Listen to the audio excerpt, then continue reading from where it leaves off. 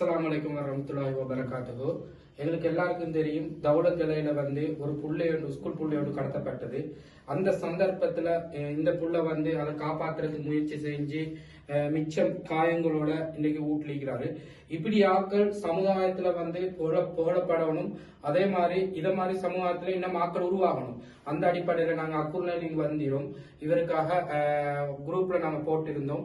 இவருக்காக சின்ன ஒரு ஹெல்ப் பண்ண சொல்லி அந்த அடிப்படையில எங்களுடைய ரிபாஸ்ல தம்பி நஸ்ரி ஜப்பான் அக்குர்ன பத்ரி மாலாயராங்கிட்ட அவர் ஜப்பான்ல இருந்து உடனே கோல் அடிச்சு அவரான ஒரு சின்ன ஒரு அமௌண்ட் எங்களுக்கு தந்தாரு. பெஸ்டா நாங்க இதை தொடக்கி வைக்கிறோம். இன்ஷா அல்லாஹ் நீங்க எல்லாரும் இவரை பார்த்து இவருக்காக இன்னும் நாங்க என்னென்ன செய்ய இருந்துச்சுன்னா சமுதாயத்துக்காக இவருக்காக கட்டாயம் செய்வோம். ஓகே,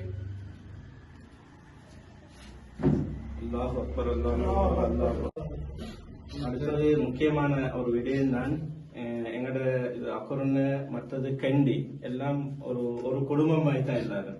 மாஷா அல்லாஹ் ஒரு சிறப்பான ஒரு விஷயம் உண்டு. இவரு ஒரு எதிர்பார்க்காத ஒரு நேரத்துல தன்னுடைய ஒரு முயற்சிய தன்னை ஒரு உயிரை பணயம் வைத்த மாதிரி ஒரு முயற்சி ஒன்று செய்திருக்கிறாரு. அது என்ன இன்சிடென்ட் அது எங்களுக்குள்ள தகவல் இல்ல.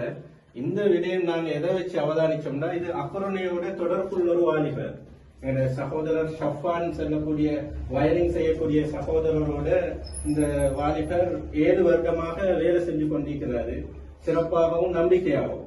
இந்த அமைப்புல எங்க சகோதரர் ஷூட்டினானா எங்க ஜெனீவா மீடியாவை சேர்ந்த எங்க பிரஸ் ரியாஸ் சகோதரர் ரியாஸ் நானா இவருடைய இந்த தைரியம் இத ஒரு ஊக்குவிக்கிற நோக்கத்துலதான் இந்த அன்பளிப்பு சுமார் 50,000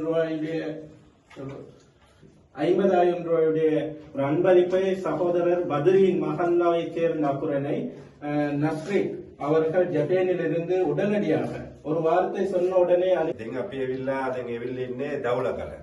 ඔගලන්ට දන්නවා මාධ්‍යයෙන් සමහර මාධ්‍යයෙන් ගියා පෙර ගැනීම ඉස්කෝල 9 එක්කෙනෙක් ඇවිල්ලා පෙර ගැනීම එනකොට මේ මල්ලි තමයි උත්සාහ කරලා කොහොමරි බේරන්න බැලුවා. ඒක බේරන්න බැරි වුණා. එතකොට එතනම අපි අකුරෙන් ඉඳලා ආවේ අපිට එතනම ප්‍රදේශ අදාළ නැහැ, ජාතියක් අදාළ නැහැ. සාමාන්‍යයෙන් ලාංකාවේ එන කවුරුනොත් මේ වගේ මිනිස්සුන්ට මොටිවේෂන් කරන එක තමයි අපේ යුතුයකම. ඒක තමයි අපි අකුරණෙන් ඉඳලා ඇවිල්ලා අපේ ජපාන් රටේ ඉන්න එකන ඇවිල්ලා 50,000 සල්ලි මුදලක් දුන්නා අපේ චූටි මාතියට. ඒක තමයි මේ මල්ලිට අපි ඒක දෙන්න ආවේ. வரும் சமூகத்துக்கு கட்டாயம் சென்றது என பொறுப்பு. காரணம் என்ன சொன்னா, எந்த இடத்துல அநியாயம் நடக்குதோ அதை கட்டாயமா தட்டி கேட்கணும். இந்த வயதை கூட கொஞ்சம் அந்த நடந்த இன்சிடென்ட்டை கொஞ்சம் விவரமா தெரியும். நேற்று காலைல 7 மணிக்கெல்லாம் பேசிடுவேன், 7 மணி 6:30 போறேன். நேற்று கொஞ்சம் லேட் ஆயிடுச்சு போறது.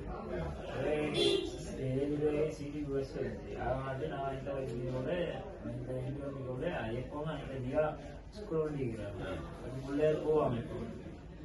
ஐந்தரை போக நானே இப்போ மீறா இல்லை. இப்போ நான் இன்னொருத்தர் 5 அங்கல் ஒன்று இருந்தாரு, அவரோட பேசிக்கொண்டிருந்தேன். மாமாவோட பேசிக்கொண்டியோட அதுக்குள்ள 2 பேரும் போனாங்க.